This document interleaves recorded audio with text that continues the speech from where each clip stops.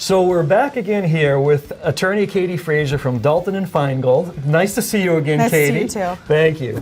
So I wanted to really dig into walkthroughs, final walkthroughs with buyers, because I've had some recent experience with a couple of tough ones with our mutual clients, and I wanted to really educate our audience on, you know, what should a final walkthrough look like and what should be a buyer expectation. But I also want to speak to, you know, as sellers agents or listing agents, really what should we be setting for expectations so that the walkthrough goes smooth, because that's what everybody wants, is, you know, a really good smooth walkthrough.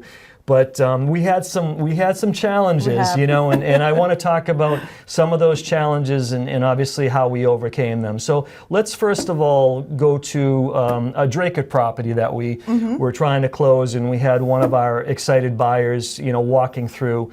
And there was some writing on the wall because this particular homeowner was a landscaper, and you know, there was talk of things in the yard and rock and other landscaping materials, and you know, and the buyer kind of said, "Hey, I'm a little anxious, and you know, make sure." And then he also made mention of there's stuff in the attic, in the eaves, you know, old furniture, etc. And what we find as realtors in this business is that people just inherit stuff from transaction to transaction to transaction.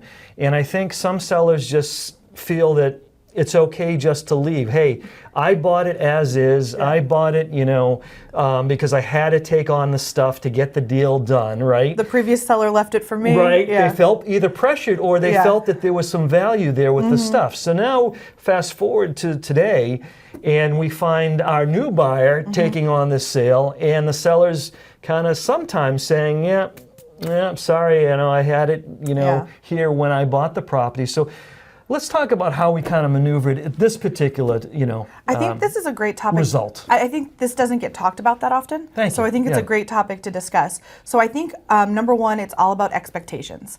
At the beginning of the process, if you're working with a seller, say, really understand what their expectations are at the end of this. What's going to be left? Do they understand that if broom clean condition means broom clean everything? We hear that often. Yes, everything in the attic removed, everything in the basement removed, and then making sure that that's communicated to the attorney you're working with as well, because the purchase and sale is going to qualify or define the condition of the property at the time of closing. Right. And so we want to make sure everybody's on the same page. So I would say communication here ahead of time is the best way to handle it, to make sure that we're all on the same page and that the buyer understands at the end of the day what the expectations are. Because sometimes we'll even hear people say, well, the buyer's buying it as is.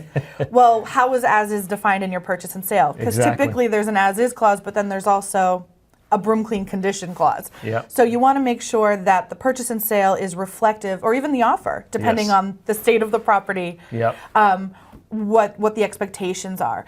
And I want to touch upon something, a couple of different important points here. First of all, why is it important to do a final walkthrough? It's important to do a final walkthrough just because of these types of circumstances.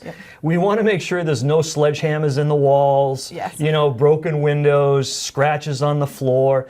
I just wanted to speak about the language that you do a great job, I think, in your purchase and sales agreements for our buyers to protect them.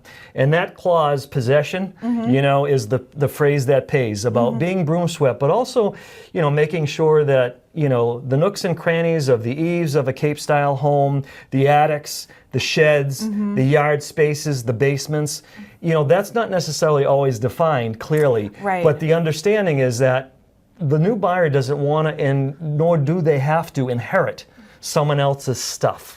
Right? And that's the whole purpose of the protection. So in this instance, that clause helped. It did. You know, leverage, we ended up getting a seller credit, right, to our buyer, to our buyer, and that was very helpful, you know, to make the buyer feel more comfortable that he's got money from the seller to now get a junker out there and get rid of the stuff that should have been clear. Purchase and sale agreement, which, in case you don't know, comes after the offer and is drafted by the attorney. We want to make sure that language matches what the expectations are, because like Paul was just addressing, it makes, when you're at the closing or close to the closing, you have the language to back up your position when you're saying X, Y, and Z needs to be removed. Well, why does it need to be removed? Well, paragraph 9 says it needs to be removed. Correct. And that's very helpful when you're dealing with negotiations to make sure that, what you want to see happen happens. Because if that language isn't there and there's any kind of ambiguity, then you're in a different position.